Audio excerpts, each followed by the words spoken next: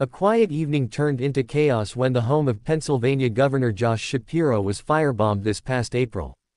It was the first night of Passover, a sacred celebration of freedom, faith, and endurance. That evening, more than 24 friends and family gathered under one roof in unity and tradition.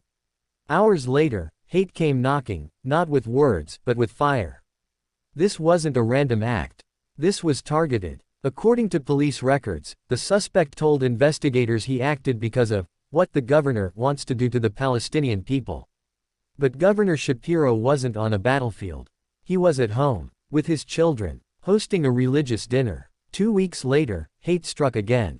This time in the heart of Washington, D.C., just steps away from the Lillian and Albert Small Capital Jewish Museum.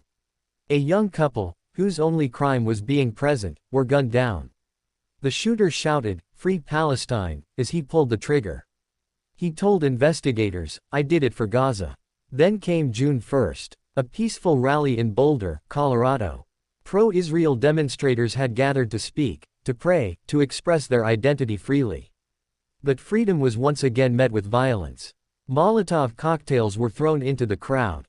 People screamed. People burned. One of them was an 88-year-old Holocaust survivor, someone who had already lived through the worst kind of hatred the world has ever known.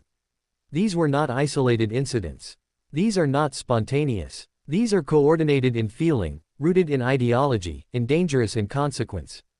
What we are seeing is a terrifying escalation, a spike in anti-Semitic violence wrapped in the cloak of political slogans. But make no mistake, these are not protests. These are not statements. These are hate crimes. We must see them clearly for what they are. Because the flames that danced outside Governor Shapiro's home are no different from the flames of Nazi book burnings. The bullets that ended 2 lives in D.C. are no different from the bullets fired into synagogues throughout history. And the firebombs in Boulder. They echo back to an era we swore we would never return to. It is anti-Semitism, raw and unfiltered. It masquerades in political language. It hides behind global grievances.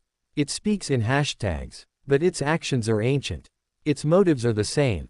To intimidate. To destroy. To erase. And what's more dangerous than the hate itself is the growing silence that follows it. Where is the outrage? Where are the voices that cry out for justice? Where are the leaders who promise to never forget? This violence is not taking place in far-off lands. This is not a history book lesson. It is happening in our neighborhoods, in our capitals, in our homes. The man who attacked Governor Shapiro didn't act alone in spirit. He's part of a growing wave of radicalized individuals who have decided that the Jewish people are the acceptable collateral of conflict. Who have decided that religion and ethnicity justify destruction. Who chant political slogans not for justice, but for blood. And let us be clear, shouting, "Free Palestine," while committing acts of terror does not make you a freedom fighter. It makes you a bigot. It makes you an arsonist. It makes you a killer.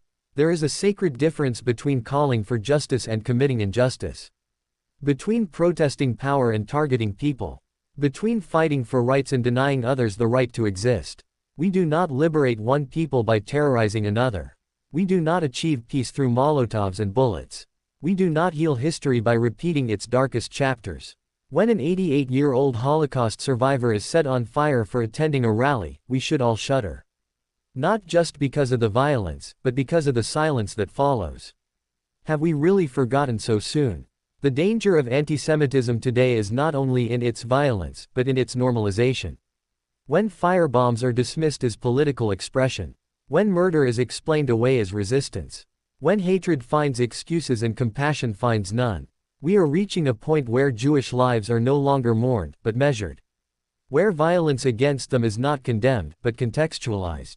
Where hate is no longer hidden, it is flaunted. The Jewish community in America is afraid. Afraid to wear a Star of David. Afraid to attend synagogue. Afraid to speak out. And why shouldn't they be? Their homes are burning. Their neighbors are dying. Their fears are being validated every day. But the answer to hate is not fear. The answer is not silence. The answer is truth. The truth that antisemitism is not a political disagreement. It is not a side effect of global affairs. It is a poison, a virus, a crime, and if we let it spread, unchecked, unchallenged, it will not stop with Jewish people. It never has. History shows us that hate, once awakened, devours everything. First the Jews, then the Muslims, then the immigrants, then the women, then the poor, then the different. It starts with Molotovs. It ends with ashes. We have a choice. We can pretend these are random acts. We can write them off as isolated. We can hide behind the complexity of international conflict to avoid uncomfortable truths. Or we can face the moment.